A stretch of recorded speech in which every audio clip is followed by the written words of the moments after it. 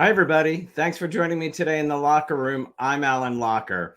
Donnie Jeffcoat began his acting career in 1987 and joined the cast of One Life to Live 10 years later in 1997. He also appeared on General Hospital in the early 90s and has appeared in numerous primetime series, including Seventh Heaven, JAG, NCIS, Dr. Quinn, Medicine Women, Who's the Boss, Touched by an Angel, Cagney and Lacey, and so much more. He's no longer acting, but he will tell us about his current role as Chief Instructor and owner of Shaolin American Self-Defense Academy and his most important role to date as father to almost 8-month-old Willow. Please welcome to the Locker Room, Donnie Jeffcoat. I should have asked you backstage how to pronounce the name of your academy. It's so hard. It's Shaolin American. Shaolin like Shaolin, China. Okay. Yeah. Great. Yeah. Great. Did I Thanks get for having all me that on. right? What's that? Did I get all that right? You got, that was pretty. You even it reminded me of a few things. So well I didn't realize you started so young. Pretty impressive there. I started about the year, I think my family and I moved out to Irvine, California in 1984. And I think that year, about 84, 85, I not only started acting, but I started my martial arts training. And I was about 8, 9 years old. And my first television series was Wonder Years. I was on the pilot. I played Michael Antonio, and then I went into doing a few more episodes that season. Oh, wow. It's reoccurring. But yeah, I started young. I think I got into commercials. Well, I was doing a lot of theater at first down in South Coast Repertory in Orange County and such. And then I ended up getting scouted out by Judy Savage. The Savage Agency took me under their wing. And then we started the career. It was really just out of a hobby in a way. It was something I was enjoying doing as a kid. And then it just kind of took off. And next thing I know, I was in my 30s. Was there did your mom just put you into a theater program, or you just wanted to try out for something? I have a big sister. My sister is 8 years older than I am. And I was watching her perform a lot when we were living in Oklahoma even. And so I think I auditioned, if I remember right, I auditioned just kind of wanting to try it out at Oklahoma State College for the Music Man. And I was very green, but they almost gave me the part of Winthrop. And I remember being told by the director and, my mom and I, like, hey, he's really natural at this. If he wasn't so green, we would give him this part, but let's put him in and get him on stage. And so I ended up doing like a little small little couple things as really more of a part of the cast of Music Man. And I think I just loved the community. I made a lot of friends. It was kind of a little party for me as a kid. And so that's where I got the bug. And when I moved to California, and I can't remember if I was scouted in Oklahoma or California. My parents probably would be able to answer that one. But I just remember doing a couple of plays at South Coast Repertory and then at La Habra Children's Theater. And then eventually I got an agent. We had no idea how it all worked. I remember even my mom and dad were like, we have no idea how this all goes. We just kind of fell into it. And my first audition ever was for Pippi Longstocking, the movie, the remake. And I got the part of Tommy. And I remember going to this huge cattle call at a church down in Hollywood, this Presbyterian church down there, I believe it was. And I went through the whole audition after audition after audition, call back. And I got the part, which would have been a big life changer for me because that was the lead in the movie. But something happened. I don't know if it was a funding thing or something happened logistically. They couldn't take the production further, so we got put on hold. So about a year and a half or more, maybe a couple of years later, I went through a big growth spurt. We get a phone call early one morning before I even went to school by my agent saying that the producers of Pippi Longstocking want to talk to me again. So they're going to get back into production. So I got all excited, got on the phone with them. they asked me how tall I was, and I said, I'm this height, blah blah blah. So they set up a meeting. Long story short, I had outgrown the role at that point. So so that was kind of the beginning of my whole adventures in acting, and then it went from there. It hit some commercials and such like that. And you grew up in Oklahoma? No, I was. Well, I mean, for the most part, 4 years or so of my life. I was born in Gulfport, Mississippi, and about that's what age one, they took me to Mobile, Alabama, and I went to I think the first 3 years or so of life, 4 years in Alabama, then another 4 years in Oklahoma, and then in the mid '80s we moved to Irvine. Yeah, you said when you were 8. Do you remember much before? Do you remember? Oh yeah, absolutely, yeah. I remember, and we traveled back south all the time. So every year we'd go back for the most part for holidays because all of our family lived down there. The only place we didn't go back to very often was Oklahoma. That was a business thing for my father, just like California actually was a business move for my father. Well, so, it worked out for his business, and it worked out for your business. Yeah, it did. That's a pretty good dual success there. Yeah. So 7.5 months ago, you became a father for the first time. I did. How has fatherhood changed your life? I tell you, other than major sleep deprivation, it's awesome. I mean, it's a whole nother life. I'm so excited for the future. I mean, we're just hitting the 7.5 month mark, and we always say it seems to be getting easier. And then of course other parents go, "Oh, just wait." But we're really enjoying her. She's amazing. The pregnancy during the pandemic, you and I were talking before the show. It was challenging, extremely challenging. And anybody out there listening, if you were pregnant there, you'd be nodding your head. Yes, absolutely. I didn't get a chance to go to my wife's doctor's appointments and be really a part of that whole 9-month experience as much as I would if we didn't have the pandemic going on. So that was challenging, but we got through that. We got through the birth. The birth was quite traumatic, and I won't get into detail, but we're very lucky that my wife's still here, and we have a very healthy baby girl. So I think coming out of that experience this year, there was really no other avenue to take other than just stay positive. And that's kind of how our whole year has been. It's just been navigating through this new part of our lives. And for me, I can't be more excited to get home and see her. I play hooky from work. Thank God I own this business, because my poor staff over there, they want to kill me right now. They're like, "Are you going to ever come in and teach during the day?" No, not if I can spend time with my daughter. The perks of being the owner. But and it's great that she's really, this age during this. So hopefully, when she's getting ready for school, we're going to be, fingers crossed, asking what was COVID. Hopefully, I hope so. I hope so. We're hopefully, we were pretty good at getting out, and my wife and I, we were responsibly adventurous throughout the whole year and a half. So we went out, we traveled, we did our lives, and we made sure that even since she's been around, we've made sure that on Sundays it's family day. We go for walks, we go to restaurants, outdoor dining, we go for hikes. So we keep it active. We've given her adventures already. How'd you meet your wife? I met Cass on OkCupid. It was online dating. Awesome. Yeah. It was really the only chance I had to date, because I was so busy with my business at the time, building up the dojo, and we just connected, and I think it shocked us both. One day you just look at each other and go, "Wow, it's been that many years," and then it was like, "Donnie, it's been that many years." So we got married a few years back. It's been about two and a half years. It was amazing. Our wedding was kick-ass. We enjoyed the hell out of it. It was an amazing weekend of friends and family. We had it up in wine country. Nice. I was going to ask by California. Yeah. So we had by Slovang. Yeah. It was up by what is it? the split pea soup place. Yeah. On the other side of the freeway, there's Buellton. We had it on a ranch in Buellton. You know Laura Wright?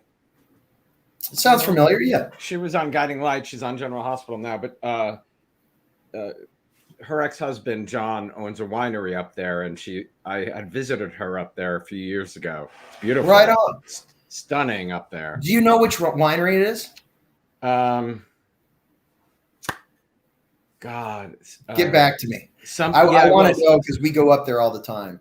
I will. He still owns it. Yeah,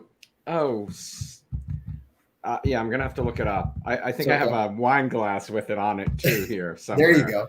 You know, so funny. I know one of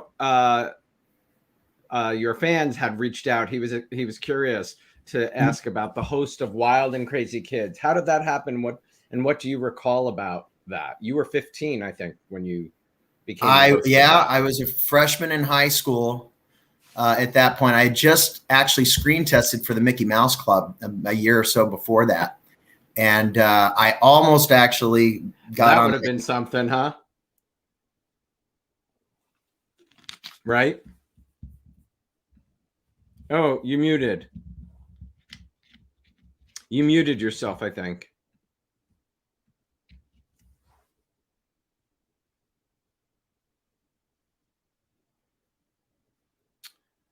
There should be. Yep. I don't know what. Oh, Standing Sun Wine. Thank you so much, Rad Rock. Yes, I knew it was that. I knew it was something like that. I was going to say City Sun. Hey, everyone.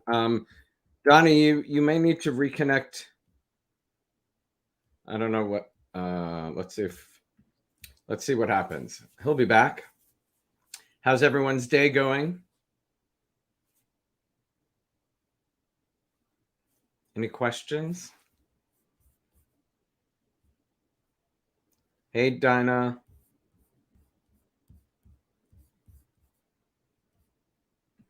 Hopefully he'll be back.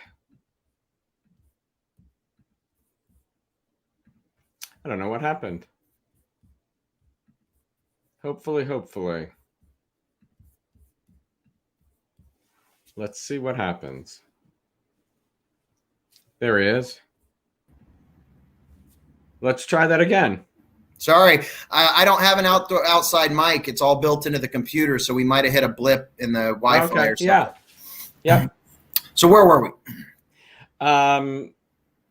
Before I forget, it's called Standing Sun Wines. Standing Sun. Okay. Standing Sun. And you were talking about becoming the host of Wild and Crazy Kids. So yeah, that year, I think it was 1989, I was hired to be the co-host of that show. We did that show from 89 to 93. So my whole high school career, pretty much from freshman year to my senior year, I think we did about 75, 76 episodes. And then in 93, I went on tour with Nickelodeon Live. So we went did Wild and Crazy Kids live around the country, and then they took me on a bigger tour called Mega Messamania with Michael Malley was my co-host then, and Phil Moore from Nick Arcade. We had a blast doing that one. That was a huge show. We played Madison Square Garden. We played the Great Western Forum. I was in my early 20s, late teens, early 20s. And it was like such a cool time to be traveling around on the weekends and seeing the country. And they even took us out to Brunei, the Sultan of Brunei. At one point, I guess his niece wanted the show for her birthday, and that's what she got. So that's what happens when you're the Sultan, your dad. Yeah. So they flew us out on the Royal. Is Willow going to get that? I tell you. That was an experience. So they took us out to Brunei, and so we traveled out there. Then they put us in a hotel in Singapore for a few days, and in Japan and Tokyo for a few days. So Nickelodeon had its perks. Yeah, I bet. Is Willow going to get that kind of birthday party? Right. You choose whatever show on television you want. Start saving your money. Start saving your money. God help me. So Pippi was going to be your first job, paying job, right? But yes. It ended up. So what was your first paying one? Do you remember? I want to say I want to say it was like an Oreo commercial. I really think that Oreo commercial. No, it was a Hostess pudding cake commercial. That's what it was. Because I have a copy of it somewhere, and every time I run by it and I play it, it's so funny because my voice hadn't broke yet. I have this super, super high voice. I think it's higher than the girl that plays my girlfriend in the commercial.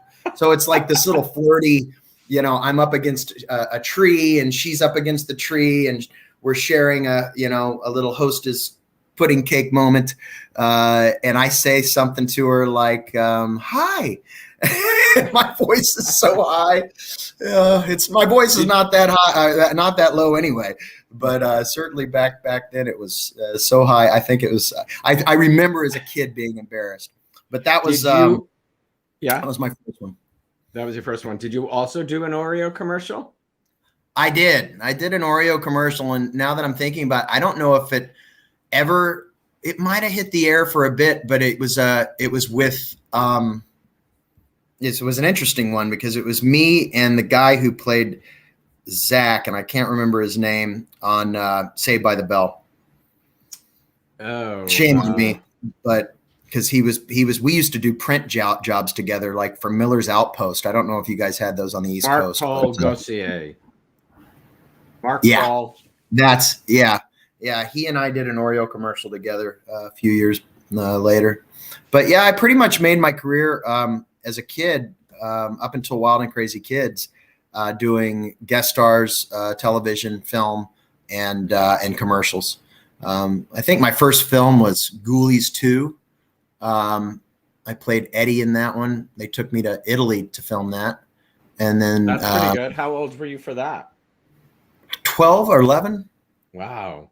And then right from there, I went, I think like a month after I got back from that one, I did Night of the Demons, which is another cult classic. I'm actually doing a few of these horror fests now and Comic-Cons and stuff. That's so wild. It's so crazy how this stuff bounces back, isn't it? Yeah, it really, and how, these cons are so big for horror I have movies. I wish I had, I have so much fan mail, loyal fans. I mean, it's so cool that I have not gotten into that box and answered. And part of it is because I have no 8x10s anymore to sign. If I did, the ones in my file cabinet do not look like me much. Hey, I think that karate shot's great. Hey, thanks. I appreciate it. That's my new headshot.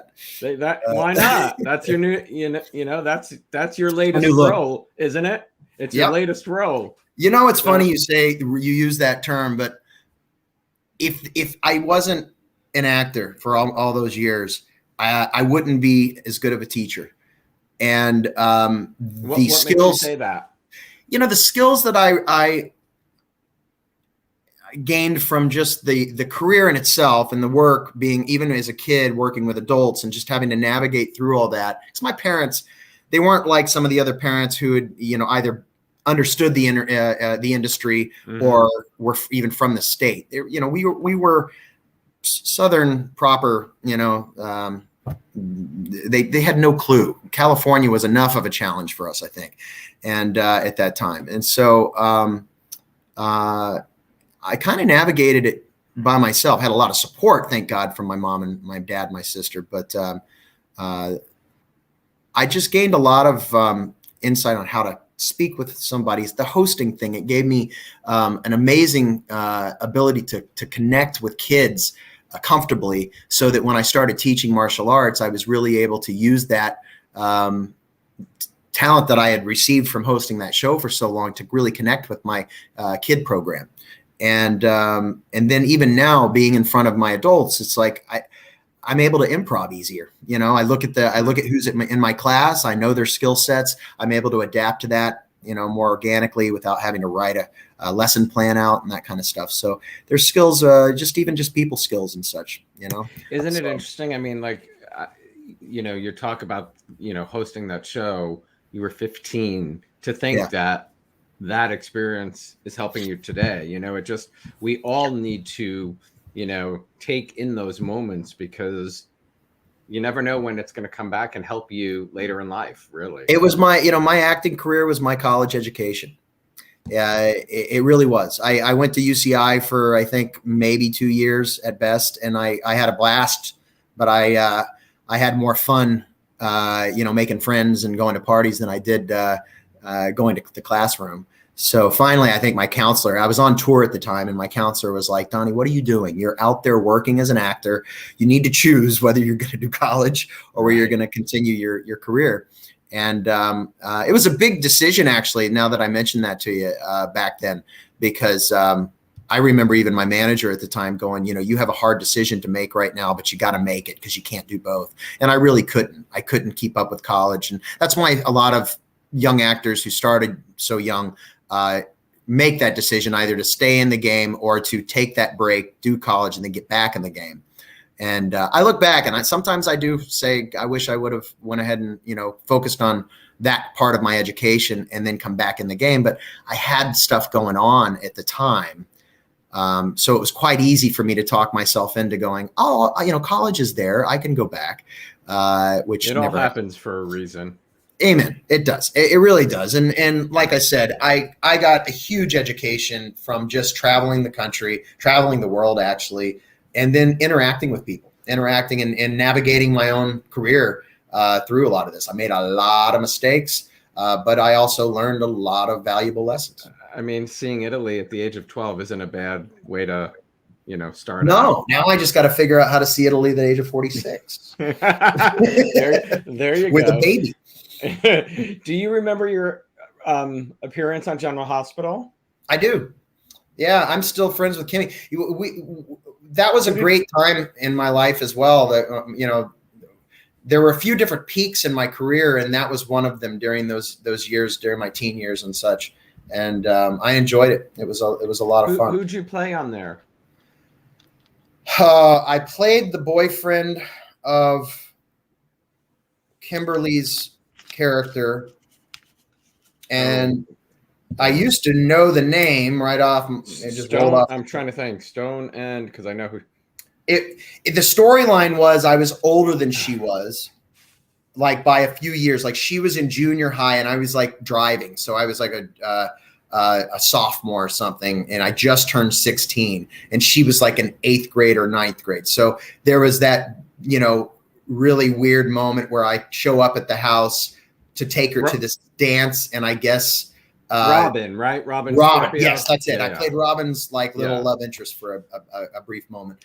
And I guess the big thing is I looked so much older, and I was driving, that mom and dad or it was mom and uncle or somebody were very nervous for me taking her out and taking her to this dance or what have you. So one of the characters he's one of the more famous characters. I can't remember. He followed us to the dance and spied on us, and then she caught him spying, and it was this big, drama of why are you spying on me, and so on and so forth. And that was your first soap role, right? I believe so. I know I did Days of Our Lives. I did like a guest star on Days of Our Lives at one point. I can't really even remember. I played a real asshole on Days for that episode. Those are fun. Which, by the way, that's all that Joey needed. He needed a little assholishness in him. He was too soft. We're gonna get to Joey because I definitely have a question. But so if that was your, you had worked in so many other mediums. Yeah. What did you think of daytime when you hit it there? Like, what was it? Just very different, harder? It's funny you ask, Alan, because back in those days, first of all, I was never opposed. Work to me was work. And that was I just enjoyed working. I was an actor who kind of believed, for the most part, you open yourself up to the job. And then whether the script is good or not, you make it work. You make the character work, and you learn from that. I've done some really great pieces of work, and then I've done some poor pieces of work. But to me, it was a journey. And so the soap world, back then, you know, a lot of people would, especially because like the 90s were like independent film. Everything was about getting into independent films, and, you know, you're not a working actor if you're not doing indies, and you're not a true thespian, you know, that kind of thing. Some of that energy was out there. Even when I moved to New York in 97 to do One Life, that energy was still out there among some of my cohorts, my acting friends. It was a big decision for me to take the soap at that time, because I had just turned down something that Peter Ingalls had, a show that Peter Ingalls had offered me, which would have been a big contract, but I turned it down because I was up for the part of that Tyler Christopher got on General Hospital. It was between the two of us at one point. And I turned down the Peter Ingalls show to do the screen test for General Hospital again. That was after I had already done that part. It was years later after I'd done the part on General Hospital with Robin. Yeah, the soap world back then, you know, was really known for to many of us as boot camp. Yeah, so I enjoyed it. I can't remember. Yeah, all of that's learning experience. Yeah. And you did Seventh Heaven for 2 years? Yeah, I was on a couple seasons of Seventh Heaven. That was one of the bigger kind of big questionable transitions, and at least or times in my career there, because I had been doing stuff for spelling, and I did Malibu Shores as well prior to being on Seventh Heaven. Barry and I both played best friends on Malibu Shores, which was short-lived. And there was rumor that spelling was kind of setting me up for a show as well, because he put Barry on Seventh Heaven, and then he threw me on as a reoccurring for a little bit. And supposedly there was some talk I found out about, you know, later on, of getting me into one of his newer shows. And I had One Life to Live come up, and when that show was at least the screen test was offered to me, I literally was given, I got the offer at 10 a.m. on a Wednesday morning. I'll never forget this. I was woken up by my manager calling me to say, hey, that callback that you did the other day for One Life to Live, they now want you to screen test, but good news. Bad news is you need to get on a plane today. So like that was, I think my plane left that afternoon at 3 or 4 o'clock in the afternoon. So he said, you have about an hour or two to make a decision on what you want to do. Because if you take that offer and you get the part after flying to New York, you screen test and you get the part, there's no turning back. Once you take the offer, you're contracted in.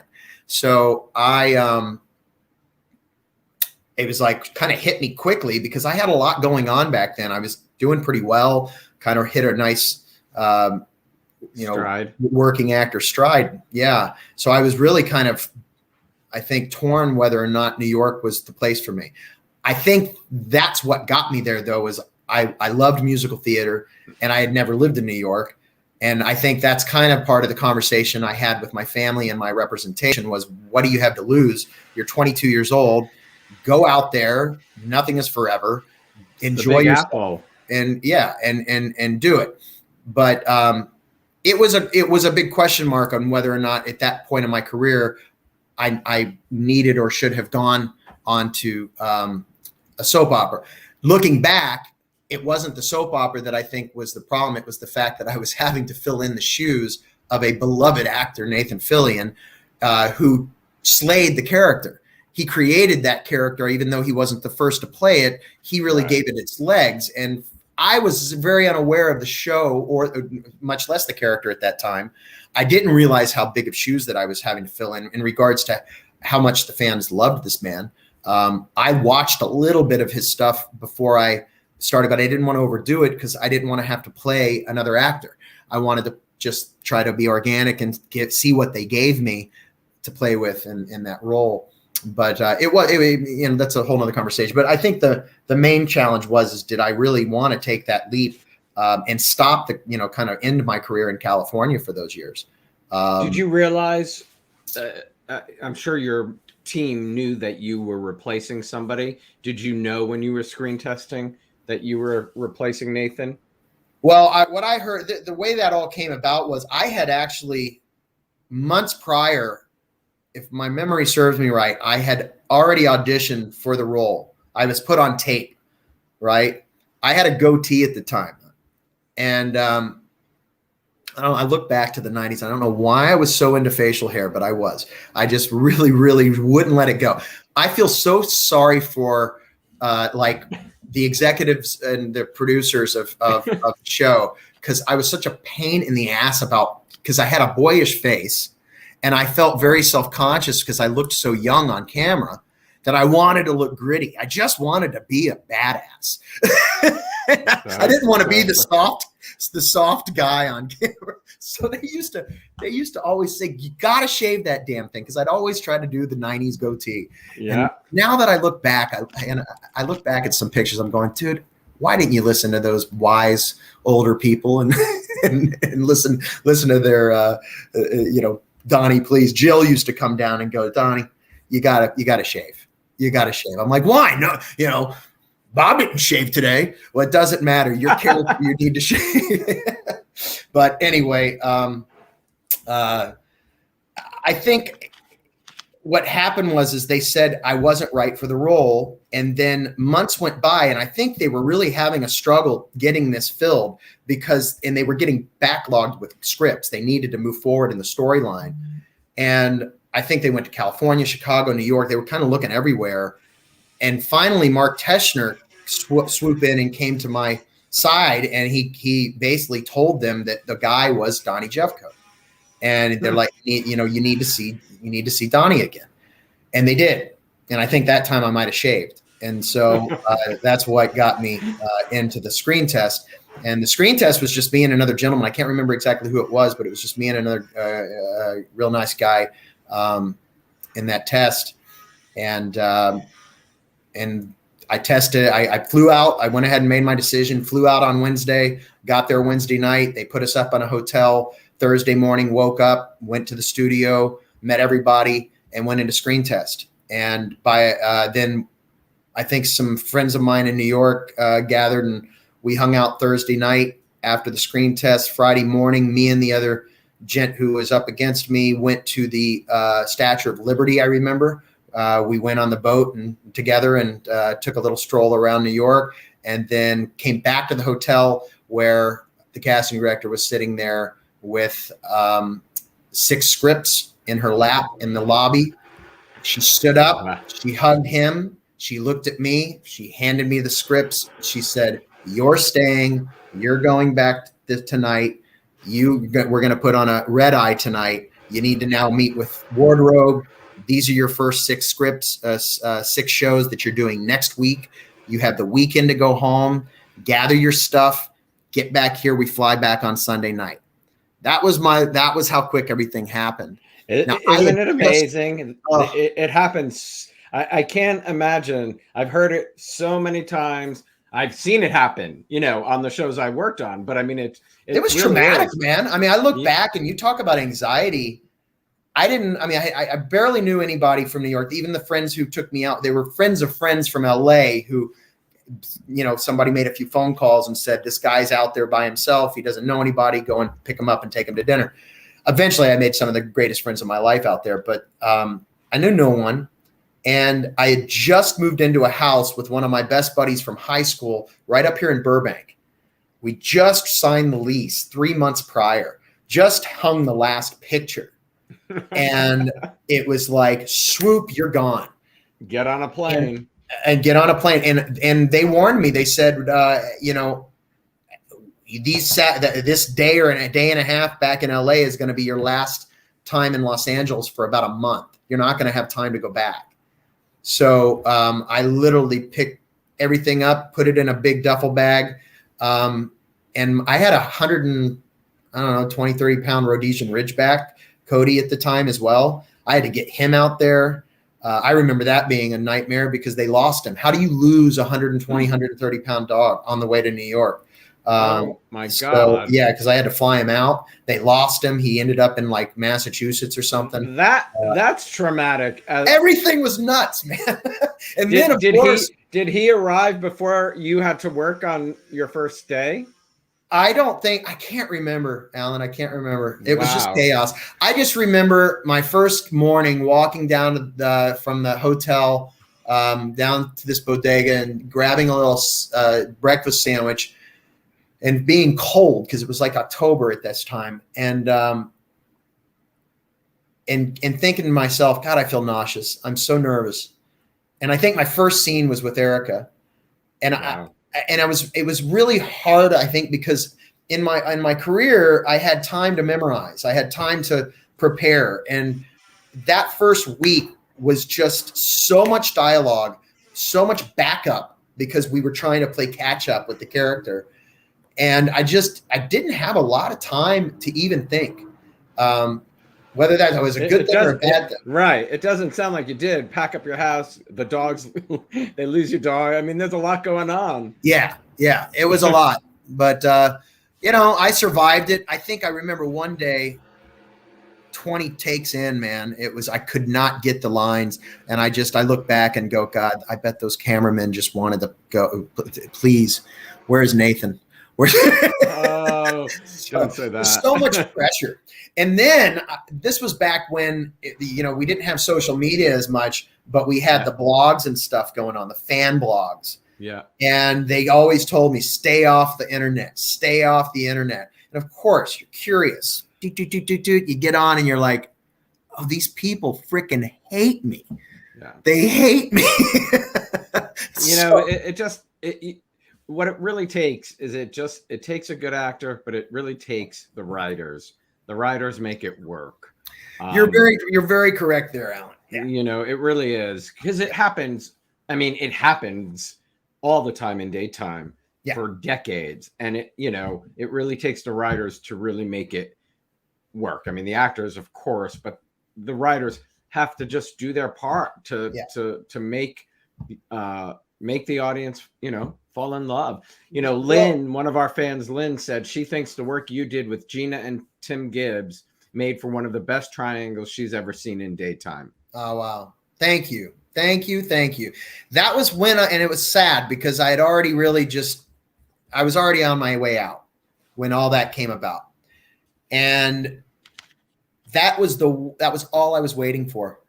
All 3 or 4 years I was on, that was all I was waiting for, was something that I could actually relate to and bite into, instead of just constantly being the guy who either was the doormat of the show or I always said I think the dog has more lines than I do, or the plant. Well, that's exactly what I just said. It's the writers. Yeah. And here's the thing. This is what's interesting. What maybe some of the audience didn't know what was going on. The transitions that took place quickly after I got signed. See, I got on that show in 97, October of 97. By 98, within less than a year, Maxine Levinson was replaced by Jill Farron-Phelps. And the writing team was washed. And they were a lot of those writers were replaced. The whole team shifted, immensely shifted. In fact, me, Gina, and Aaron, I want to say, were the 3 youngest surviving cast members on the show, because they were just letting the young people go because Jill was bringing in her troops and starting to push younger, brand new actors on the show. At one point, I didn't know if I was going to survive that cut. And I remember Jill coming down into the makeup room and saying, your TVQ, you're lucky your TVQ is so high. I had no idea that you had such a resume prior to this. I had come with, thank God, some loyal fans who were interested in me on that show. And I think that's what saved my ass. I love that we're talking TVQ, because today that's an old school. Yeah, it's an old school, but today it's how many, followers you have probably. I don't know that Q rating really still exists. No, I don't think it does. I don't think it works like that anymore. Yeah. It was weird how they actually got the numbers. I think it was literally by whoever's eyes were on the show while you were on the screen. Something that I don't remember. I how don't know, that worked. something like that. Anyway, another fan. Yeah, go ahead. Go ahead. Oh no, you go.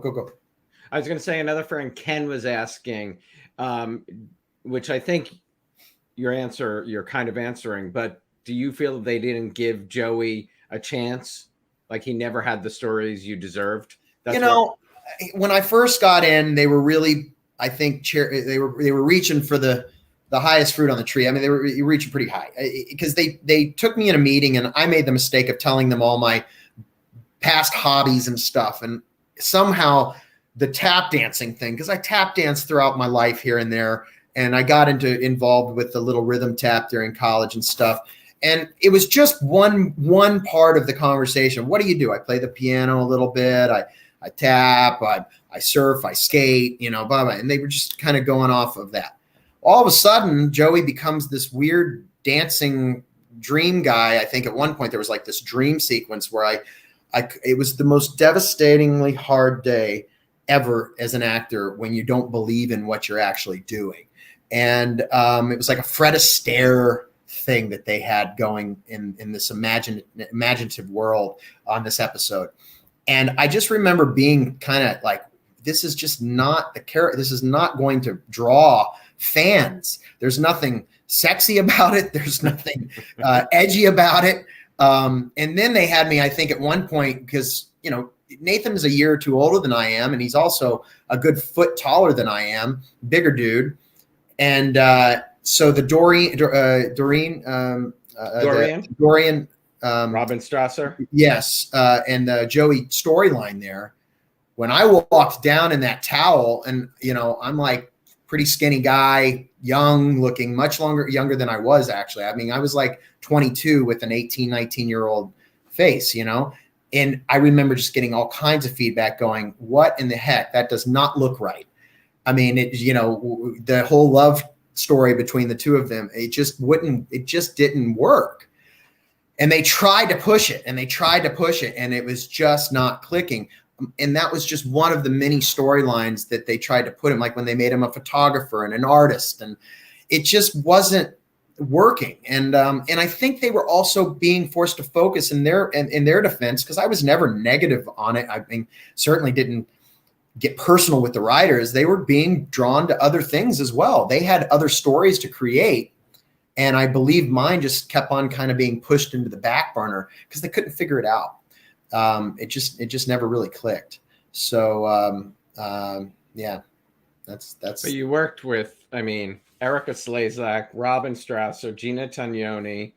I mean, I loved my cast. I loved the actors and the actresses that I worked with. But a soap opera a lot of times has a lot of drama that the fans don't really see happening behind the scenes in regards to the executive world and the decisions that they're making for the show either work or they don't work. For your character, it's a roll of die.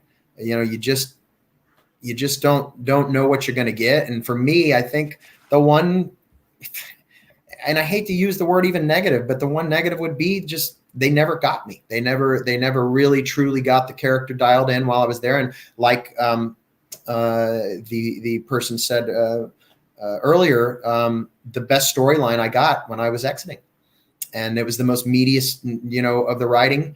And one day I'm going to take a look at it. I have it on I have all my episodes. I just never go back and take a look at that stuff. But that's awesome. It was some of the stuff that I feel like I was most proud of.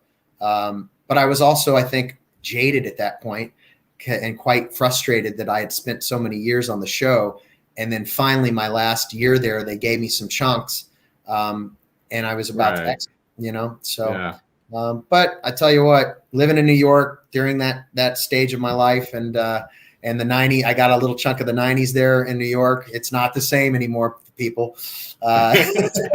So I'm so happy about that. It's a great, that was your college.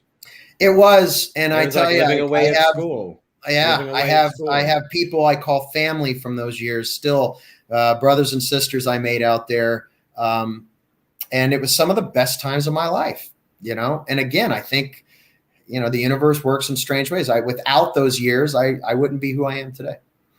Mm-hmm. Was there someone who took you under their wing, you know, when you got there? Erica and Robin were both so great to me.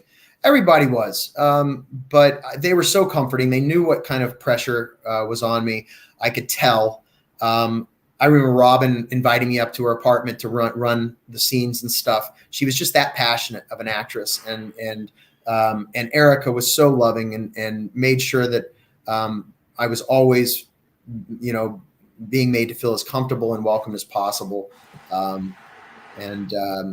I mean, Aaron and me and Dave and Gina and Jason, all these guys, Kamar, we all had such awesome memories shared together. I mean, crazy times. We had, you know, adventure. We did so many publicity appearances and stuff. So looking back at the fun I had and the experiences I had, there's really not a lot to regret. That's awesome. Gina worked on Guiding Light when I was there. She's fabulous. She doesn't live too far from me out here in New Jersey. Oh, right on. She lives with her husband not far. So yeah, no, she and I chat and stuff. We support each other on Facebook and stuff. So same with me and Aaron and Jason and I. We've actually seen each other over the years. Jason Shane Scott. Yeah. Yeah. And Yorlin and I, we found that we had a bunch of friends, common friends out here in Los Angeles. So, but I remember Yorlin, before he left the show, he was my roommate because we had to share. That's the one thing about that studio for One Life to Live. Unlike the other studios, we had, you've been down there, right, Alan? Yeah. I was a page for ABC before your time at One Life. So right. I used to give tours of One Life and all my children. Yeah, it's that studio. God, they were talking. I remember when they were talking about moving us to the new building, and we were, at least I was like, yes, please. Does it have windows? Will I have my own dressing room? You know, and Tim Gibbs was my roommate at one point. Yorlin was my roommate. You know, we had fine times. A lot of times you weren't working on the same day, so you had the privacy, but it was just so dismal down there, especially in the winter in New York. You want to see the sky a little bit. Sunshine, and yeah. I feel like that added to some of the, again, I hate to use the word negative, but some of the more thick energy of behind the scenes was a lot to do with just the atmosphere down there in that basement where everybody had to work all day. You had your wardrobe down there, you had your makeup and hair down there, and you had all your actors down there. And you just didn't have a lot of space. I know it was a historical studio, but I think it was time for a new building, a little more comfort. But yeah. Yorlin, I remember when I first got there, he was one of those actors you asked, like, you know, did anybody take me under their wing? I mean, he immediately grabbed me and we went up to like upstate snowboarding together, and he introduced me to friends and stuff. So it was a really welcoming atmosphere. Bob was wonderful to me. Phil was wonderful to me. You know, did Bob play tricks on you? He played tricks on everybody. Bob used to take, I'll never forget this. He used to have Nicorette gum, and he would take that Nicorette gum on the big long days where we had to sit in like a church for hours amongst, you know, as a group, those big group days. And he thought it was funny to, you know, we thought it was funny to give us these little pieces of Nicorette gum, the young people. I mean, we weren't kids, by the way, folks, we were in our 20s. And we would all chew on this damn Nicorette gum and have the hiccups. I mean, because it just hits you, you know. And so we just start having hiccups and laughing our asses off in the middle of these scenes. So, but no, Bob was just always so supportive, and what a cool guy he was. And Phil, you know, I used to go out and have lunch with he and the gentleman who played my father. What was his name? Who was your father? He played Buchanan. Clint, yes. Clint and I, we bonded. And Clint and Phil were not the easiest to bond with if they didn't like you. And so we would they'd take us to lunch sometimes, especially during those long days. And they'd encourage us to have a glass of wine, and we, as young people, oh, really? We can have a drink and then go back. Well, do you have any lines? They didn't care if they had lines. They cared if you had lines. Don't tell Jill. Anyway, funny. So one of your fans was asking, what was the Night of the Demons experience like? Oh, that was cool. We filmed that all in Los Angeles, right here in downtown LA and such. So that was neat. It was a lot of fun. As a kid doing these horror films like that, where it was just a blast. I got a chance to jump out of a closet to a very beautiful ex-playmate who played my sister in Night of the Demons, and she was wearing a bra and underwear, and I think my line was, "Bodacious boobies, sis. If they keep on growing, you'll have to hire someone just to tie your shoes." No joke. That is verbatim what the line was. I've said it so many times, 20, 30-something years ago. I still can say it verbatim.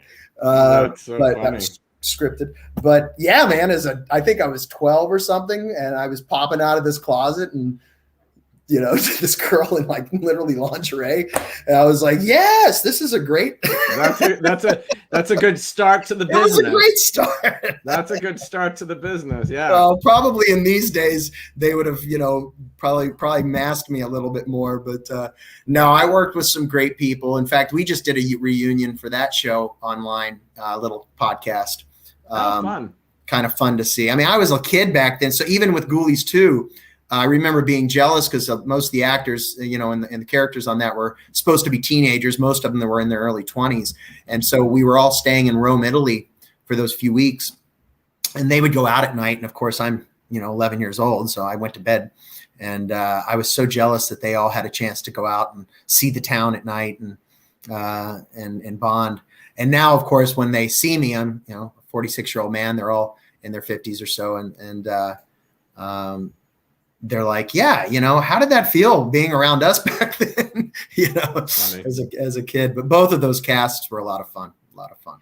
So did you make a conscious decision to leave acting behind? I did.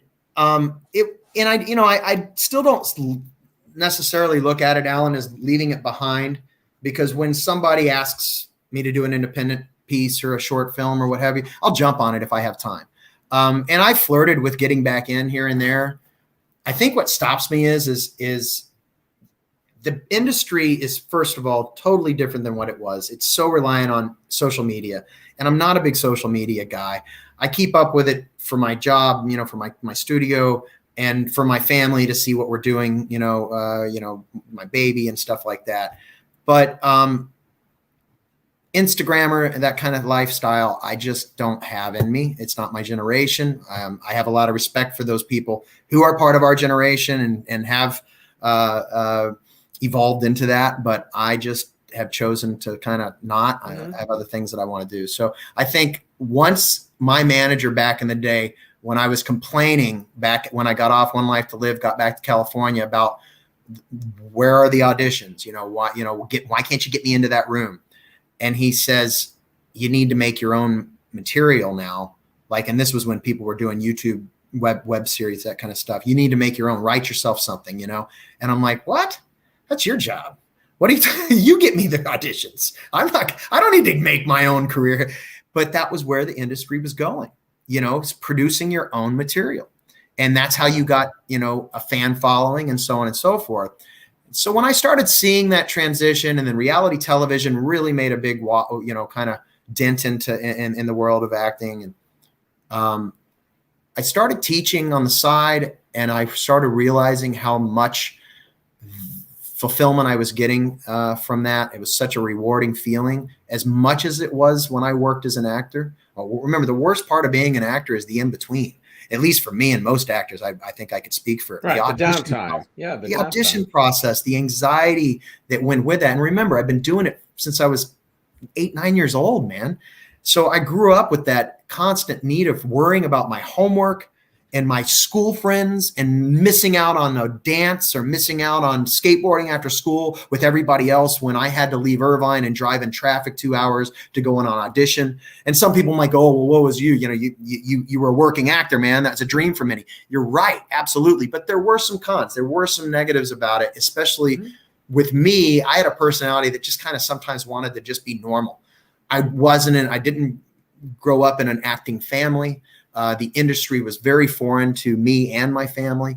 So I was far more into climbing trees and being adventurous and being a kid.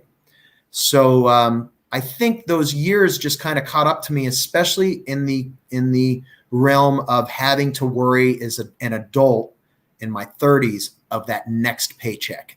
And I'm going, I don't know, you know, it's the what if I never work again, which probably wouldn't have been, but it was too hard to make, you know, to make a dollar.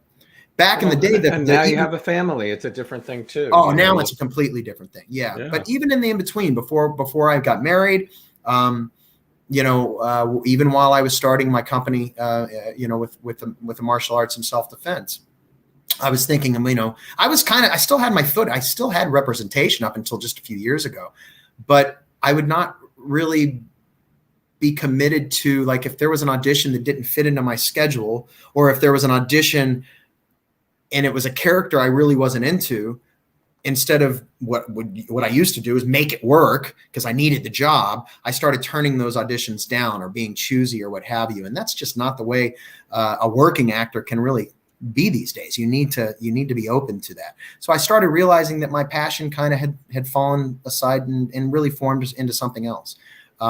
And so it's quite a passion that you've turned into a successful business. Yeah. And luckily, you know, and again, I feel the same bit of happiness and energy and reward that I did after finishing a project or an episode of a guest star or whatever, after I teach a group class at night, you know, and I walk into my studio and there's, you know, 50 people in there working out and having a great time, and the parents are clapping for their kids, and there's that synergy that has really made it, I guess, replace some of that joy that I found in the acting industry, you know? For sure. Well, so you had said when you moved to California, you started acting and started karate. Where did the karate enter? You know, was it just something your parents put you into, or? No, that was one thing that I wanted really bad. A karate kid, buddy. The karate. Yeah.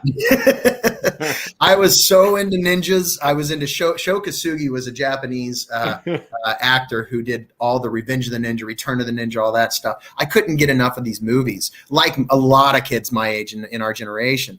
And 100%. Yeah, I got really into it, and of course my agent was really excited about it because it was a great thing to have on the resume. In fact, I got Ghoulies 2, the character of Eddie, because of my martial arts background, because they wanted somebody to be able to throw a kick at a what was it, a mummy or something. And I remember wowing them in the room as a kid because I was able to do a spinning back kick or something like that. So, yeah, you know, that's kind of, and I really had as much excitement and passion for the martial arts throughout my life as I did acting. Of course, acting was my primary, and I would have never guessed up until 10 years ago that I would own my own school. That was when I decided to leave the company I was working for and teaching for to start my own. That was probably one of the biggest gambles I had ever made. So you were teaching for somebody else karate and decided now it's my turn. Right. Yeah, I was teaching for a more of a franchise company that I actually grew up in back in the 80s. And I started realizing the more I grew as an instructor, I was really the main assistant instructor at this particular school. And I realized that I just was disagreeing with some of the ways the company worked. I wanted more control, and I wanted to do things my way. I was also starting to get less about the classical martial arts, more about the practical. I wanted to get into something a little more evolved, a little more practical for the street. And so I decided that I was going to go for it. And I found some support financially from a client who graciously gifted me with a loan. and Wow. helped me start it. Yeah, it was just a loyalty. When I left the school that I was teaching for back in 2009, I believe, or so, 2010, about 75% of the school came with me. So when I opened my school, I already had over 50 students. So I was able to pay my rent that first month. And then it just has grown into, I think we're close to 225, 230 students today. So. Bravo. What year did you become? And here's for anybody who wants to look up the school, it's up here on screen. What year did you become a black belt for the first time? Because if I have it right, you're a 5-time black belt, right? So it's just that's a degree or a dan. So I'm a 5th degree black belt in American Kenpo and a third degree, or I think I made it the 3rd or 4th in Shaolin Kempo. So Kenpo is I was going to ask you what Kenpo is a specific syllabus, a specific style. Like you have Taekwondo, which is a Korean art. You have Hapkido, Korean art. You have Shotokan, Japanese art, Kung Fu, Chinese. You have the different martial arts out there, and that's just literally the first layer. Kenpo is a blend of Kung Fu, karate, and jiu-jitsu. It's from Okinawa. That's kind of where it got its beginnings. And then it really got its legs in Hawaii, where the blend of Chinese and Japanese really started to mesh together. And it formed a bunch of different branches. There's Kaju Kempo, which is, a direct cousin and lineage in American Kenpo. There's Chinese Kenpo, Shaolin Kempo, Okinawan Kenpo, Hawaiian Kenpo. Ken means fist, Po means law. So just like the word Kung Fu means like great, it's a general term, although it's a specific style because of the blend. There's different syllabuses out there. I teach primarily the American Kenpo syllabus that was written by Ed Parker back in the 50s. He started creating this syllabus.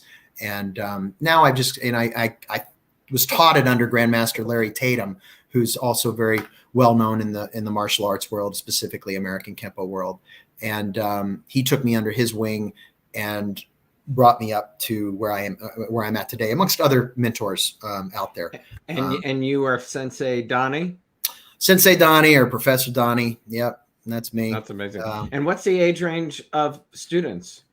I start them as early as 3.5, 4 years old. And I think my oldest right now is like 74, 75. Wow. So I was just thinking, I did it when I was probably probably somewhere around 7, 8. Okay. And I loved it. My dad got sick. And then I had to drop out, but I loved it. Loved it. I tell you, I think it's great for everyone. And our school really focuses on that trifecta of mind, body, and spirit. And I tell my students all the time that they teach me every day how to be a better human. And just teaching it and sharing it has done wonders for me in my soul. And so we're one of those schools that, I always tell my students, it's up to you to get what you wish out of this. The physical is going to take place no matter what. But what about the mental and the spiritual growth? So it's funny. I've been, since I started the show a year and a half ago at the start of the pandemic, I've wanted to do this. I keep saying it, and I have not put the show together. But I want to do, for actors, a second act, because there are so many of you who have found a passion. Yeah.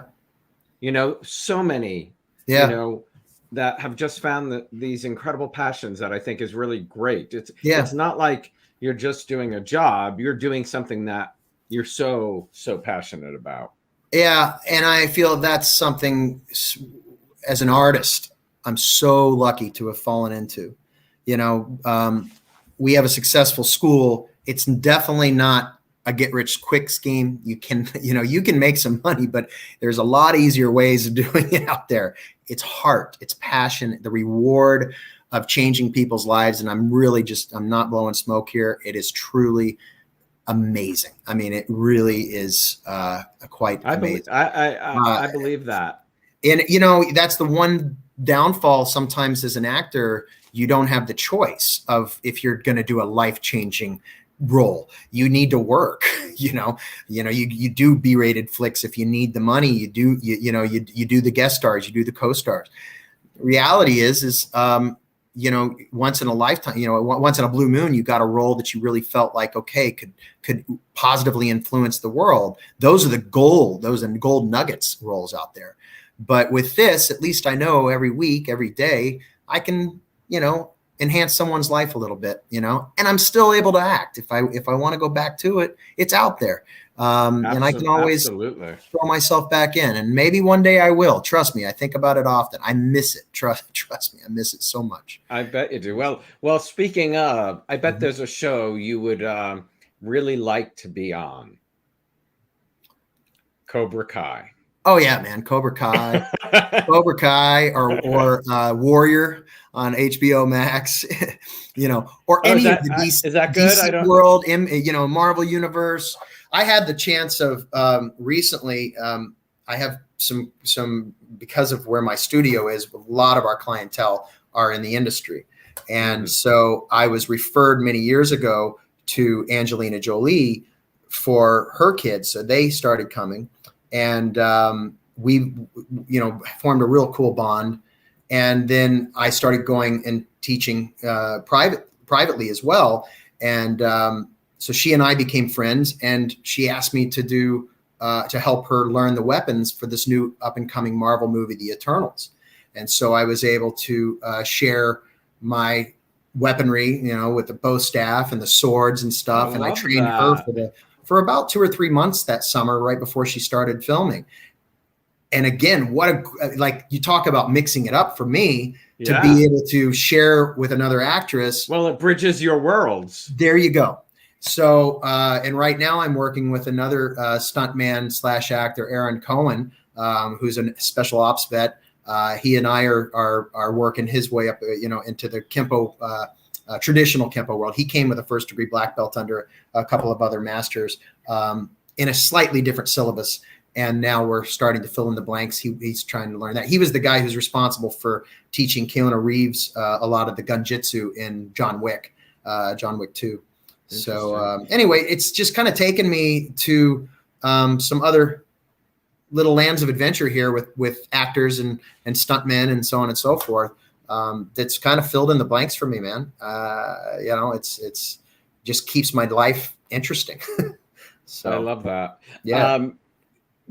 But you mentioned Karate Kid was such a big influence. So was it wild seeing Cobra Kai? I think it was wild for all of us. That's why it became so popular. I was watching it when it was on YouTube still, and I just thought it was such a smart, thought out show by switching the characters, and see what a brilliant way of telling a story.